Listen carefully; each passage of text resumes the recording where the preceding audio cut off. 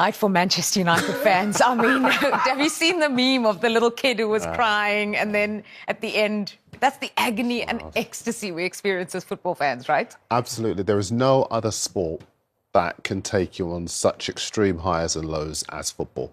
I was talking to a colleague of mine who was at the game last night, and he was saying up to 75 minutes, Man United were best performance under Amorim, and they were heading into the semi-final. Then the next 45, half hour, say, they were the worst, and Amorim was going to get the sack because Leon had come back and scored from 2-0 down and scored 4 goals with 10 men.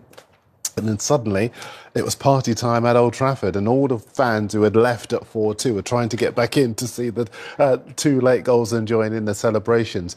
Terrific for Manchester United, terrific for Amorim, terrific for Harry Maguire as well. And I think you have to talk about that night in relation to 1999 and York and Solskjaer scoring those late goals, sorry. That's all right. No. Because it really was one of... I'd probably go even a stage further and say not just one of the best nights in Old Trafford history, but that might be one of the best finishes we have ever seen in a European, in any game, really. I think it was the first time that 2 goals have been scored in the 120th minute of a European tie ever. Unbelievable scenes, and you can understand why all the Manchester United fans I have on my socials have suddenly, they've got something to celebrate. It's been such a difficult season for them, and to hear Ruben Amorim say that he's just going to play the kids in the Premier League now, how do we feel about that? Do you understand it? Would you, as a United fan, if you were one to back him, say, I get it, go and win the trophy? Well, last night was so important for them to remind themselves it's possible. They're a big club, but the fans have been spoiled for many years, and in recent years it was tough for them. They want to catch up with some of the other teams, Man City, Liverpool, Arsenal even, and that's why that was important. I don't think that's going to change everything under Amorim, but it was a great atmosphere, and that's the way he talked about it, that sound, he wants that sound again. Yeah. He'll get that sound if they win European competition. But then to move on next season, they've got a long way to go. It's been a tough season for Amorim when he came in. I expected more. Yeah, and I don't think it's just the manager's fault. The whole club is in a transition period, and they need to sort it out on many different levels. There isn't just one person to blame, but last night was a great reassurance how good they can be. Yeah, what do you think about I'll play the kids in the Premier League? Yeah, it'll be interesting to see what some of the other clubs in the Premier League might think of that. But at the same time, it's his job to manage his squad as he sees fit. And that game would have taken a lot physically and emotionally, you'll know far better than me, of the players. So you can understand why he would look to put in whatever players don't have that many legs in them for the next few games so that the players can come back fresh. This is a huge moment for Manchester United, because if after losing 14 matches in the Premier League, they were to make it into the Champions League, courtesy of winning the Europa League, he's had a real result, a real result. And there's a history with Manchester United playing kids. Yes. So maybe Ruben Amorim, he read in the books or did his research, playing kids at Manchester United, you can actually win something. Spurs are in the other semi-final, so there is a potential collision course between those two. In a potential final, do you think all would be forgiven? Same for Postecoglou as well, because you've got 2 managers who have performed way below expectation in the Premier League, and yet if they get to a final and potentially win a trophy, should that clear the slate? Should that buy them more time? Well, it's still a long way to go for both of them. If one of the 2 wins a Europa League title, then of course there's a time to celebrate. Yeah. But in your analysis regarding the season, every single game, what happened, you got to be quite, strict with yourself and say, does this victory overshadow everything, or do we say, we're delighted with a trophy, but too many things went wrong, we've got to make changes, whatever they're going to be. So it's a difficult one, because Manchester United last season, they won the FA Cup, they kept the manager was allowed to spend a lot of money, only to then change the plan midway through the season, and it's a really difficult decision. I think Amorim's got a better relationship with the United fans than Postecoglou with the Spurs fans, and 17 defeats in the Premier League out of 32 games so far. That doesn't weigh in his favour.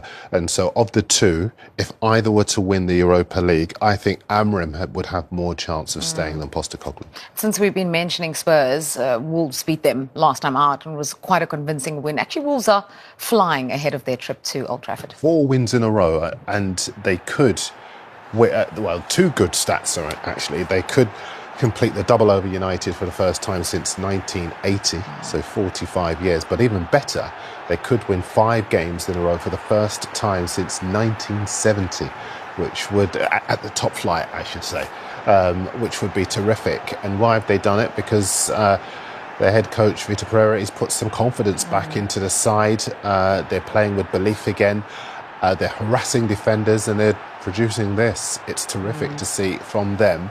And even though they are away from home, if United play the kids, then I could see maybe the feel-good factor being replaced with a little bit of frustration. And that's quite key. I'll just hand over to you, but that's quite key because I think they've really recaptured at Old Trafford the feel-good factor. Everyone's buzzing from the climax to the game against Lyon. You're mentioning, and I can see that kids thing. If they were then to have a really underwhelming performance, could they lose that feel-good factor? There is that danger for sure. And I saw Manchester United this season under Amorim where I thought, OK, this is the change, you know, Liverpool. It was a really good performance. It was a draw in the end. But the way they played as a team, they defended, they were disciplined. I thought now their season is going to go, everything's going to go in the right direction. And it didn't. They beat Manchester City. That wasn't a game changer for them. That's why last night, great memory, but it's not going to change everything. If they, like you said, play with a young group of players and it doesn't come off, the mood will change very quickly. Okay, well, Sum that up. No, it was hard, and I was watching again the 99, the documentary. Oh yeah. So to have some inspiration for this moment, but was a great night. I think the team were tired, and you feel it during the game. And then 4-2 with one more player, and you think it's over, but here is never over. Did you believe? Did you still believe? I felt that here everything is possible, and then you feel the environment. And then after the 4-3, the penalty from Bruno, and you feel that you can change the game. How pleased are you that you was actually about to change the game with goals, given the fact that you didn't really have many goals on your bench, but you made those substitutions and they had huge impact in the end?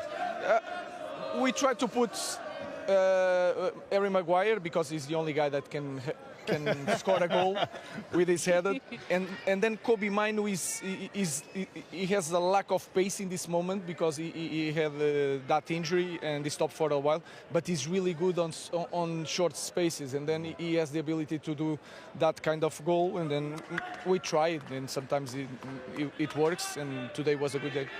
How important is it now, Ruben? I know you're coming into the end of the season, which is really important part to get some of your better players back. You've got Luke Shaw some minutes tonight, obviously Mason Mount, Mino you mentioned as well. Such an important time to get them back onto the pitch. It's really important because I can feel that is really, when you are here, you can feel that playing Premier League and the European games is really hard. If you don't have the full squad, it's almost impossible. Mason Mount brings us experience. You can see Luke Shaw. Luke Shaw was meant to play 30 minutes top. But then we had a problem with Nunes at halftime. Vic has a personal problem. He had to leave. So all this stuff happened during this game. But in the end, it was a good day. Going back to the performance, what's your feelings on the performance in general? Going 2 goals up, throwing it away, allowing 4 goals against you. What's your general feeling around that? I think we start well, but we are not really consistent to maintain the game in the same way for a long time. And then when I feel that the team is a little bit tired, we drop a lot. And but we have experience against games against Arsenal and City. We can defend quite well this moment. I think we should do better in the 2 goals of Lyon. But that's it. I think we have a lot to improve, but the character was there. Is there a frustration for you, Ruben? You think from the Premier League performances then to Europa League, it seems to be different. Like it frustrates the life out of me. It must be frustrating for you. Of course, because especially because of the reflection of the coach is the league. You can be good in European games, but your reflection as a team is the league, and we are underperforming. But then we have to see the context. You can see that we lack a lot of characteristics in our team. You want to push forward, and sometimes you see Garner really tired, but you feel during the game he's the only one can make transitions. Yeah. So you think feel a lot of physically it's a bit of a problem? Yeah, I think so. And running pace, power. Yeah, and strength. when we play against European teams, you can feel that we can cope better with that. Yeah. In Premier League, we suffer a lot. We can play good, but sometimes to create chances, to let the players one against one, with three defenders in the back, we try to do it today and we manage to do it sometimes. In Premier League, it's completely different. Let's get positive, man. It's been a great result, entertaining, the emotions up and down all day. This must be a bit of belief now built into this team and to you now, based on what you've achieved today and the emotion that runs alongside it. I think is one type of moment that can change a lot of things, and sometimes we just look at the tactical aspect, the physical aspect, but this kind of moments can change a lot in the player's mind. I think we'll have to go to be really focused on Europa League, and we have to take a risk sometimes with the kids in Premier League, and we have to be tough on that, and the fans have to understand that we have to focus on the Europa League. Athletic Bilbao next, where you hope to end this season lifting silverware. Is there genuine belief in that dressing room and with you that you can go all the way and do it? Yes, you can see in the stadium. So everybody in the moment can believe that is possible. We need to be a little bit luck on the injuries to reach that with some players. Is going to be tough. But the last I had in my career one final, and I had the semi-final in Turin, and the final was in Turin. So we lost the final.